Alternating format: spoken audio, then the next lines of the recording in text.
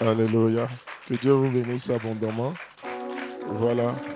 Seigneur, nous voulons te rendre grâce, nous voulons élever ton nom, nous voulons te dire merci pour l'opportunité que tu nous donnes d'apporter ta parole à ce magnifique forum. Ma prière, c'est que tu m'accordes l'onction pour parler du thème, pour parler du sujet qui est le mien. Et je prie vraiment que ta grâce soit au milieu de nous, que les cœurs soient disposés au nom de Jésus. Amen. Que Dieu vous bénisse.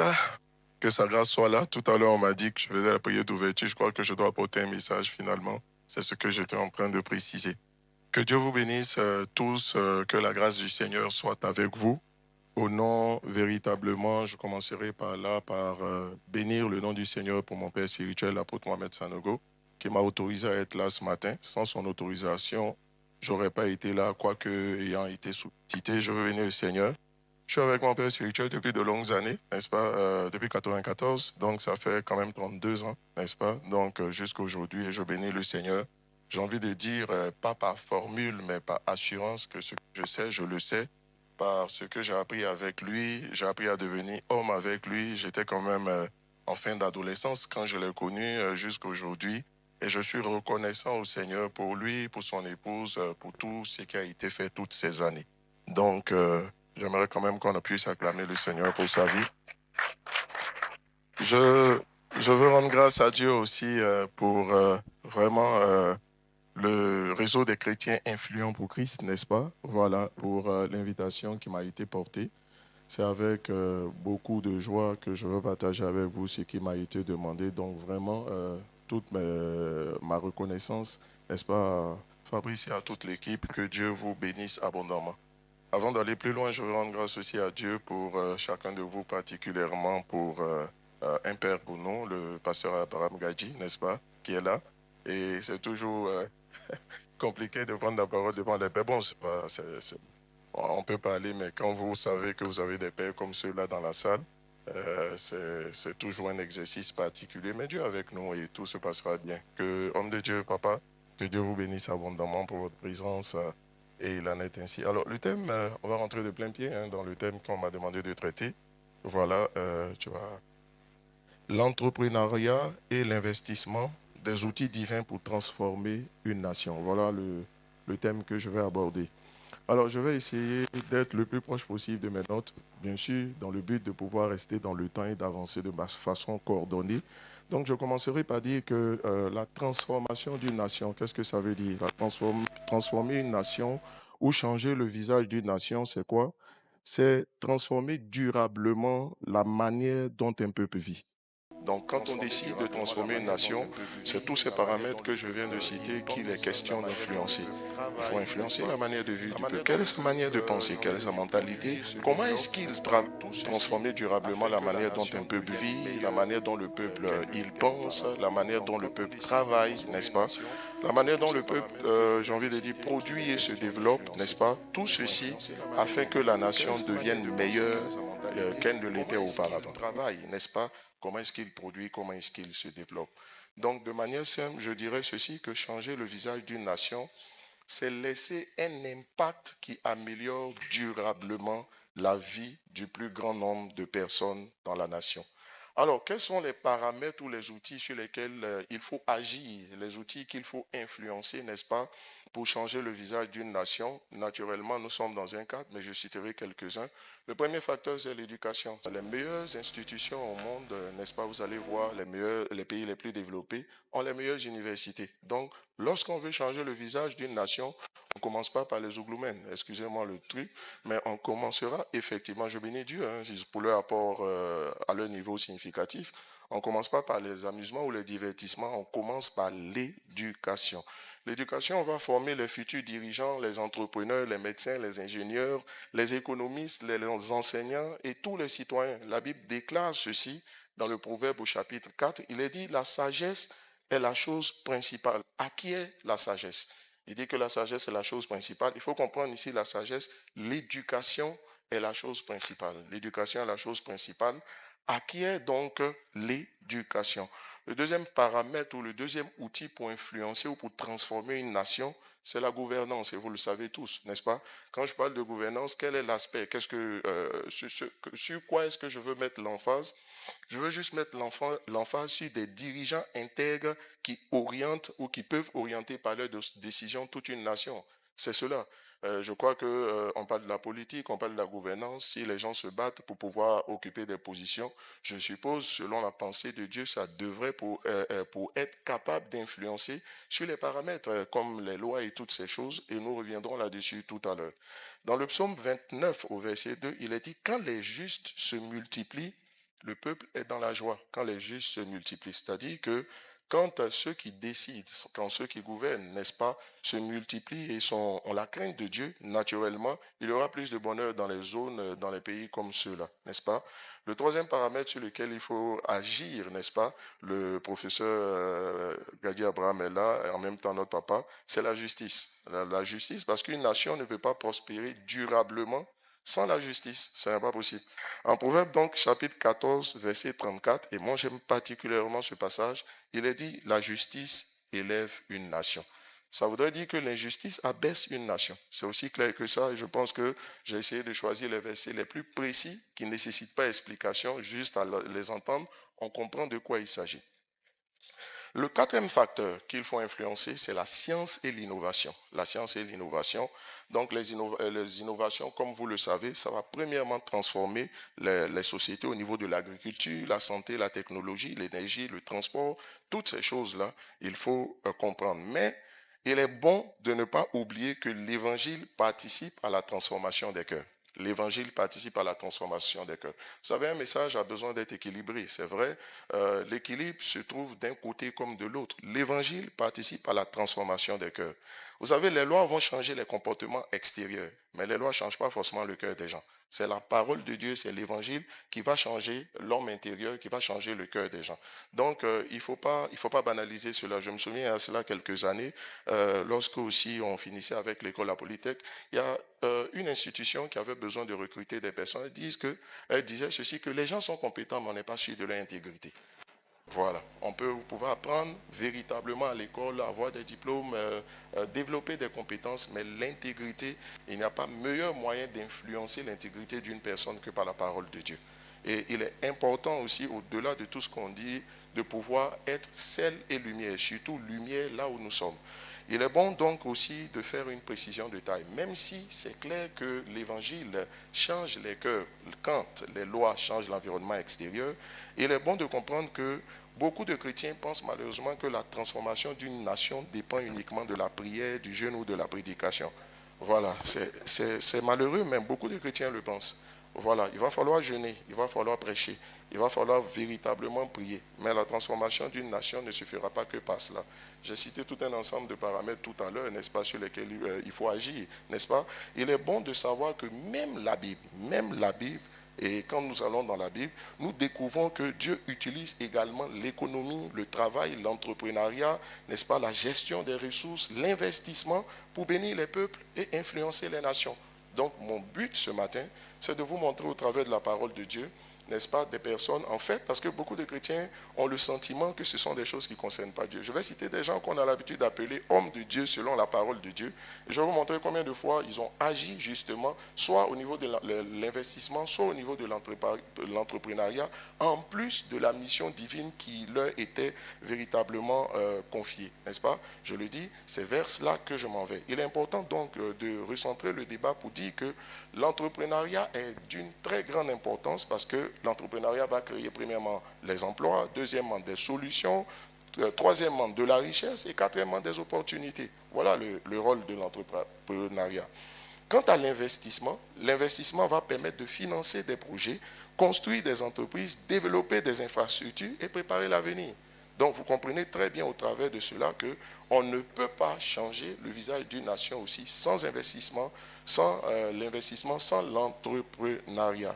Et dans cette perspective-là, il est bon que je précise à nouveau que une nation ne change pas seulement par des paroles, mais par des actes concrets. Elle change lorsque des hommes et des femmes inspirés par Dieu, notez cela, parce que c'est la base de tout ce que j'ai à partager avec vous ce matin, des hommes et des femmes inspirés par Dieu. Sans l'inspiration du Seigneur, Ça ne marchera pas. Mais des hommes et des femmes inspirés par Dieu créent de la richesse, génèrent des emplois, développent des solutions et deviennent des instruments de bénédiction pour leur génération. Voilà, c'est cela. Mais la base de toute chose, c'est l'inspiration. Le mot inspiré, c'est le mot souffle, poussé par. C'est-à-dire qu'à l'origine, n'est-ce pas, il y a quelque chose qui vient du Seigneur qui a mis ces personnes-là en mouvement.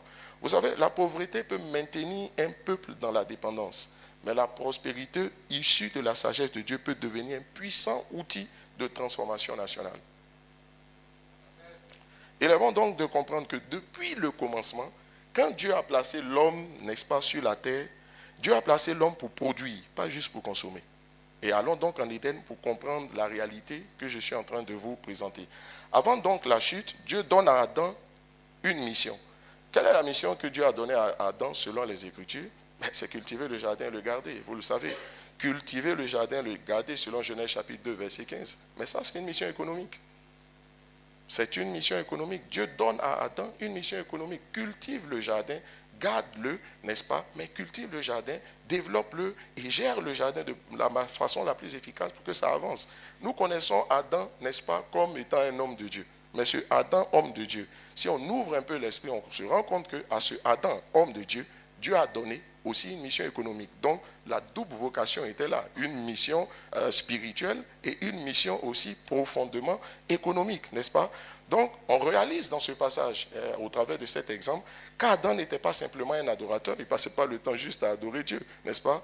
Les Écritures nous disent que chaque soir, Dieu venait dans le jardin, Adam et Dieu s'échangeaient. Mais Adam, au-delà d'être un adorateur, était un gestionnaire, un producteur et un développeur. C'est très, très clair. Est-ce que le chrétien que tu es, est-ce qu'en plus d'être un adorateur, tu vas devenir un producteur, un développeur et un gestionnaire? Voilà la donne et voilà ce que nous sommes en train de dire. Le premier mandat donc donné à l'homme n'était pas seulement spirituel. Et Dieu ne donne pas que le mandat spirituel aux hommes, il y avait également un mandat économique. Et Adam, c'est notre ancêtre. Si c'est notre ancêtre, ça veut dire que nous sommes tous censés être selon le modèle de ce Adam, tout au moins à ce niveau-là, parce qu'il y a le second Adam qui va revenir, le dernier Adam du moins, qui va revenir par la suite. Donc, toute une nation va progresser lorsque ses citoyens vont produire plus qu'ils ne consomment. Quand les citoyens produisent plus qu'ils ne consomment, alors on peut commencer à parler de développement.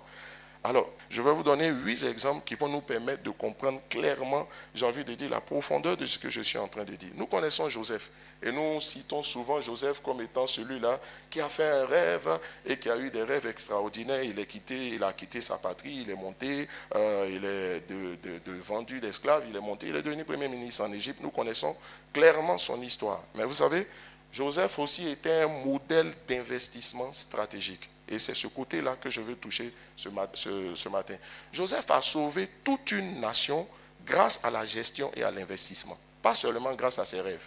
Ses rêves lui ont permis de monter, mais il a sauvé toute une nation et j'ai envie de dire, toute une génération, en tout cas parce que l'Égypte, à cette époque-là, était la puissance prédominante dans le monde, n'est-ce pas? Et tout ce qui se passait en Égypte, comme on peut voir aujourd'hui, comme les États-Unis peuvent être puissants, à une puissance extraordinaire, ce que les États-Unis sont aujourd'hui, c'est ce que l'Égypte était à cette période. Je ne vous apprends rien à le dire. Joseph n'était pas roi, Joseph n'était pas prophète. Ou si vous voulez, peut-être qu'il était prophète, on peut le dire comme ça parce qu'il a beaucoup reçu. Mais Joseph a transformé l'Égypte. Mais comment l'histoire est passée? L'histoire a commencé par une révélation. Dieu va donner à Joseph la révélation des 7 années de vaches, j'ai envie de dire grasses, et les 7 années de vaches maigres, c'est-à-dire les périodes de vaches grasses, période d'abondance, période de vaches maigres, les vaches maigres, période de disette et de famine. Mais Joseph va comprendre qu'au lieu de consommer toute la richesse qui a été produite dans les années de vaches grasses, il a mis en place une stratégie de stockage et de gestion des ressources qui ont permis, c'était juste 20%. 20%. Et aujourd'hui, on connaît des lois qui sont utilisées en économie un peu partout, qui viennent de là. Mais 20%, ce sont les 1/5. Dans la Bible, il dit 1/5, ça correspond à 20%. Donc, le Pareto, lui, il a découvert la loi, mais à l'origine, l'inspirateur premier, n'est-ce pas, le fondement ou le fondateur, guillemets, de cette règle-là, c'est Joseph. Puis, il a pris les 20%, épargné les 20% seulement en période de famine. Et vous allez voir qu'en fait, même les 20% de ce qu'ils ont gardé, il y avait même des difficultés pour le stocker. Il y avait des difficultés pour trouver des abris pour pouvoir les poser. Tellement ces 20% étaient énormes. Donc il est important de comprendre ici qu'on voit Joseph qui, au-delà de ses songes, au-delà de l'aspect spirituel de son impact, a commencé à travailler et il a apporté, il était un apporteur de solutions. Il a transformé le visage de sa nation. Mais notez bien, tout est parti de l'inspiration. Tout est parti de l'inspiration. J'ouvre une parenthèse pour dire que vous êtes toujours mieux inspiré quand vous êtes compétent. Vous êtes toujours mieux inspiré quand vous êtes connecté. Mais il est important de comprendre que c'est l'inspiration. Genèse chapitre 41, du verset 34 à verset 36, il va dire ceci, il va avoir la brillante idée de dire à Pharaon qu'on établisse des administrateurs ou des commissaires sur tout le pays d'Égypte et que ceux-ci rassemblent justement tous les produits de ces bonnes années, n'est-ce pas? Et donc cette vision, je l'ai déjà dit, a rendu l'Égypte la nation la plus prospère de son époque et a sauvé de nombreuses personnes de la famille. Alors, quelle est la leçon que de cet exemple je veux tirer? La leçon, elle est simple. Investir aujourd'hui permet de préparer et de sécuriser demain.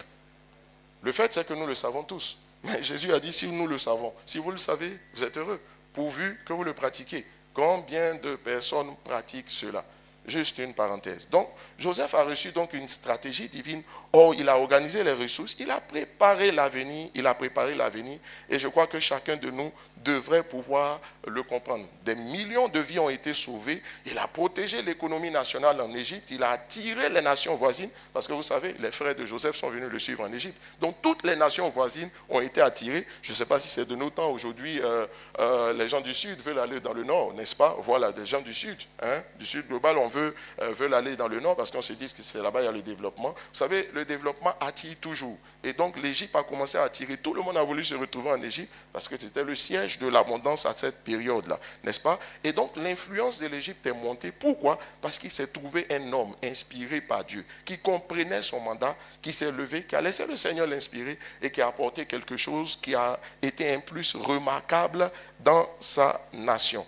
Alors, une nation change lorsqu'elle passe de la consommation à la production et notez bien, de l'improvisation à la vision. Et nous sommes passés maîtres quelquefois, je ne parle pas d'ici, nous sommes passés maîtres dans l'art de l'improvisation. Mais quand la vision est claire et quand on se donne les moyens, on peut faire de grandes choses. Alors, j'ai été inspiré, quand je préparais ce moment, je me suis demandé, mais pourquoi je n'ai pas prêché ce message le dimanche dernier ou bien à une fête des mères, n'est-ce pas? Proverbe chapitre 31. La femme de Proverbe chapitre 31 est citée pour ses valeurs, j'ai envie de dire spirituelles, remarquables.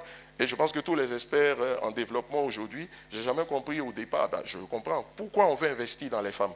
Et comme si investir dans les femmes garantissait, j'ai envie de dire, la pérennité ou des résultats beaucoup plus concrets. Bon, vous êtes expert, chacun, je suppose, dans votre domaine. Moi, je reste dans mon domaine. Voilà. Et puis, j'ai vraiment envie de vous poser la question. Mais on a eu tous une idée de cela. La femme de Proverbe chapitre 31, elle est décrite comme une femme vertueuse, mais toutes les femmes chrétiennes, tous les pasteurs, quand on prêche sur Proverbe chapitre 31, on insiste sur ses qualités et tout cela, mais je vous assure, il n'y a pas de modèle d'entrepreneuriat plus puissant dans les Écritures qu'elle. Il n'y a pas un modèle plus puissant en matière d'entrepreneuriat que la femme de Proverbe chapitre 31. Regardez, vous allez remarquer que cette femme, en Proverbe chapitre 31, elle ne déroge pas à la règle, n'est-ce pas, de produire des richesses. Elle ne faisait pas que s'occuper de son mari. Elle produisait des richesses. Vous savez, elle était une épouse, mais en plus d'être épouse, elle était commerçante. Deuxièmement, elle était investisseuse. Troisièmement, elle était gestionnaire. Quatrièmement, elle était productrice. Proverbe 31, verset 16, nous dit ceci. Elle pense à un champ et elle l'acquiert. Elle pense à un champ et elle acquiert. Là, elle est en mode d'investissement. Du fruit de son travail, elle plante une vigne. Donc, elle pense à un champ, elle acquiert, elle est dans l'agriculture, n'est-ce pas? Proverbe 31, verset 24 dit, elle fait des chemises et elle les vend. Donc elle est commerçante, elle est investisseuse, elle est entrepreneur, n'est-ce pas? Mais elle frappe partout, n'est-ce pas? Et elle produit des choses extraordinaires. Cette femme-là a créé de la valeur. La question, c'est est-ce que nous créons des valeurs? Elle a généré des revenus. Elle a développé le patrimoine familial. Et je crois que si c'est le modèle de femme dans la Bible, au-delà des femmes, nous sommes tous l'épouses de Christ, donc il s'agit aussi des hommes et des femmes, indépendamment des genres. Nous, voilà le modèle qu'elle a. Elle a développé le patrimoine de la famille. Donc une nation se transforme lorsque des milliers de personnes deviennent des créateurs de solutions au lieu d'être uniquement des consommateurs de solutions. Je suis allé à un médecin très très brillant dans son domaine, un cardiologue de renom ici. Et au cours de cette semaine, je crois que c'est le lundi, et en parlant avec lui, il m'a dit une chose qui m'a impressionné. Il m'a dit, mes parents m'ont tout appris. On m'a appris à travailler dur, à avoir des diplômes. Aujourd'hui, je suis abouti dans mon domaine. On ne m'a pas appris à créer des entreprises. Et je ne parle pas de quelqu'un qui se débrouille. Hein, non, non. C'est quelqu'un qui est bien posé. Mais le constat m'a écœuré. C'est-à-dire le constat, du moins, m'a déchiré le cœur. Et à la vérité, c'est une vérité. Beaucoup comprennent beaucoup de choses, mais quand tu as créé, quand tu as généré, créé des solutions, devenir des apporteurs de solutions, il m'a dit, et en échangeant avec lui, il prenait conseil auprès du pasteur que je suis. Je finis de parler avec lui et il a compris que je lui ai dit, mais je m'excuse, mais tu es l'un des meilleurs cardiologues ici en Côte d'Ivoire. Et il est excessivement jeune, il a fait ses preuves ailleurs. Il dit qu'il est fatigué de travailler pour les gens. J'ai dit, mais c'est parce que tu dois commencer à embaucher des gens. Et je pense qu'il y a quelques temps avant, on en avait discuté. Il a fait une levée de fonds, je vous épargne tout ce qu'il y a. Aujourd'hui, ils sont à 800 millions sur 3 milliards qu'il cherche. Et ça commence à avancer. Vous savez, nous, notre rôle, mon but, ce n'est pas de venir vous donner des techniques. Mon but, c'est de venir éveiller, n'est-ce pas, les esprits sur la réalité des choses. Parce que quelquefois, on peut faire beaucoup de choses, mais on ne le fait pas. Mais il faut bien qu'un jour, on se lève. Isaac, dans la parole de Dieu, troisième exemple que je cite, Isaac, c'est le modèle de celui qui investit malgré la crise. Là où personne n'a envie d'investir. Il y a des entreprises en Côte d'Ivoire qui sont développées pendant la crise parce qu'elles ne sont pas parties quand tout le monde est parti. Il y a des territoires tout entiers qui ont été pris par des personnes, je ne veux pas citer une communauté en particulier, parce que quand les gens partaient, ils se sont dit, dans tous les cas, si tout le monde part, quelqu'un doit rester. Et ils ont choisi d'être ceux qui restent. Le pays traversait donc au temps d'Isaac une crise aiguë, n'est-ce pas? C'était la famine. Mais Isaac a continué à semer. En Genèse chapitre 26, verset 12, on dit, Isaac sema dans ce pays et il recueillit cette année-là le centuple, car l'Éternel le bénit. Donc pendant que beaucoup sont paralysés par la peur, pendant que beaucoup sont en train de donner des raisons pour lesquelles ils ne sont pas en train de se lever, mais des raisons valables, hein. Ce sont des raisons valables. Mon père spirituel a l'habitude de dire, l'apôtre Mohamed Sanogo dit, maudit la raison valable. Quand Jésus maudit le figuier, quoique ce n'était pas la saison des figues, le but, il dit, mais pourquoi ce n'est pas la saison des figues? Donc le figuier avait une bonne raison de ne pas produire des figues, mais il dit, quand même, tu peux donner. Il avait les fleurs. Mais un figuier qui a des fleurs est censé produire du fruit. Donc il avait tout ce qu'il fallait pour produire. Il dit, mais maudit la raison valable. La raison valable, on va expliquer, mais Isaac ne s'est pas laissé paralyser par la peur. Il a continué à investir malgré les réalités de son époque. Je veux dire quoi? Je veux dire que les périodes difficiles peuvent aussi devenir des saisons d'opportunités extraordinaires pour ceux qui savent agir avec foi et avec sagesse. Et il n'y a jamais de période les plus efficaces pour investir que dans les périodes de crise. Parce que les périodes de crise sont synonymes d'opportunités. Voilà. Alors, je vous cite un quatrième entrepreneur dans la parole de Dieu, Boaz. Boaz, le fameux époux, n'est-ce pas, de Ruth la Moabite. Hein, on connaît tous l'histoire. Hein. Boaz était un entrepreneur créateur d'emplois extraordinaires. Il possédait des champs, il employait des ouvriers, n'est-ce pas? Et il dirigeait une importante activité agricole. En Ruth, chapitre 2, verset 4, la Bible dit, Boaz est venu de Bethléem et il a dit au moissonneur, que l'Éternel soit avec vous. C'est-à-dire qu'il a dit au moissonneur qui lui appartenait. Son activité permettait à de nombreuses personnes de travailler et de vivre. Il avait été quand même celui-là qui permettait à de nombreuses personnes de travailler et de vivre. Quelle est la leçon? J'essaie d'être bref, mais direct et incisif. L'entrepreneur devient une bénédiction lorsqu'il crée des emplois et soutient des familles.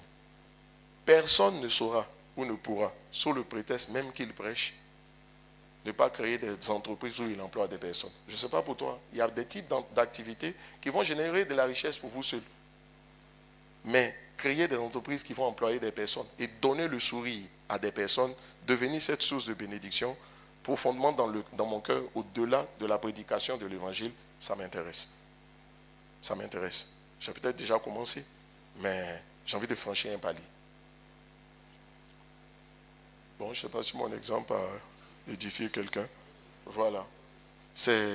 Alors, cinquième exemple que je cite ce matin, Jacob, C'est le modèle de la croissance par la gestion et la stratégie. Bon, Jacob est Jacob, hein, n'est-ce pas? Voilà, on peut dire ce qu'on veut de Jacob, mais je trouve que quelque part, il était tout au moins un peu brillant quand même dans l'art de trouver des stratégies pour contourner les difficultés auxquelles il se confrontait. Jacob a développé, vous connaissez l'histoire où Jacob prend les branches, n'est-ce pas, de peuplier, de mûrier et puis de platane, où Jacob prend cela parce qu'il a en face de lui quelqu'un qui veut le doubler, n'est-ce pas, qui veut abuser de lui. Mais qu'est-ce que l'exploiter? Jacob va faire quoi? Il va avoir cette stratégie-là, n'est-ce pas, et puis il va développer considérablement son troupeau, plus que celui qui l'employait et qui voulait, j'ai envie de dire, le tromper. Alors, la Bible déclare au niveau de Jacob, en Genèse chapitre 30, verset 43, que Jacob devait extrêmement riche, pas riche, extrêmement riche. Il a eu beaucoup de troupeaux. Quelle est la leçon? La prospérité est souvent le fruit d'une bonne gestion et d'une vision à long terme. Voilà le truc, voilà la chose. Alors, le 6e exemple que je cite, c'est la parabole des talents. La parabole des talents, c'est le modèle de l'investissement approuvé par Dieu. La parabole des talents nous présente, j'ai envie de dire, 3 personnes. On a 2 ouvriers qui multiplient le fruit, le talent qu'on leur a donné. N'est-ce pas? Le talent, c'était de l'argent, donc ils ont apporté de la plus-value. Et il y a un 3e employé qui n'a pas été capable de le faire. Pourquoi? À cause d'une idée ou d'une conception qu'il avait. En Matthieu chapitre 25, du verset 14 au verset 30, la Bible va dire que le maître va confier des ressources à ses serviteurs. D'autres vont le faire fructifier, donc il y a un qui enterre son talent, et le maître va féliciter ceux qui ont multiplié les ressources qu'ils ont reçues. Qu'est-ce qu'on retient? On retient tout simplement que Dieu récompense la multiplication. Dieu récompense la multiplication.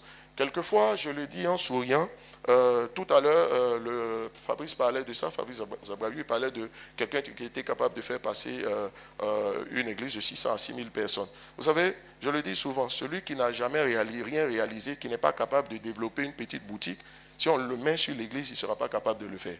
Parce qu'il n'a juste pas la capacité de multiplier. Il aura l'onction, mais il est important que Dieu récompense la multiplication. Il honore la multiplication responsable des ressources qu'il nous confie. Où en sommes-nous? Où en sommes-nous? L'investissement biblique consiste à prendre une ressource et à la faire croître pour produire davantage d'impact. Je le dis, depuis, la nation va avancer lorsque les citoyens vont multiplier leurs talents, leurs compétences. Et là, j'en suis là, leurs entreprises et leurs ressources. Il y a aussi la notion de multiplier ses compétences, monter en compétences. Monter en compétences, plus on est compétent, plus on peut résoudre des problèmes, plus on peut apporter là où on est. Le niveau, il est déjà agréable, il est déjà peut-être très intéressant, mais on peut faire mieux que ce qu'on a déjà fait. Alors, 7e, et moi j'aime particulièrement cet exemple qui est caché quelque part dans la Bible, c'est le marchand de perles. La Bible nous dit que le royaume des cieux, en Matthieu chapitre 13, versets 45 à 46, il est dit que le royaume des cieux est encore semblable à un marchand qui cherche de belles perles. Lorsqu'il trouve une perle de grand prix, il vend tout ce qu'il possède pour l'acquérir. La leçon, c'est que l'investisseur sage sait reconnaître les opportunités exceptionnelles et agir avec détermination pour pouvoir obtenir. Savoir flairer les bons coups. Ça aussi, ça fait partie du schéma que nous sommes en train de traiter. Et enfin, Néhémie, le 8e exemple, l'entrepreneur bâtisseur. Néhémie a mobilisé les ressources. Regardez un peu, il a organisé les équipes et il a dirigé la reconstruction des murailles de Jérusalem. Et il va dire en Néhémie chapitre 2, verset 18, levons-nous et bâtissons, verset 20, le Dieu des cieux nous donnera du succès. Il était sûr de lui et les choses ont marché. Sous son leadership, un projet qui semblait impossible s'est réalisé.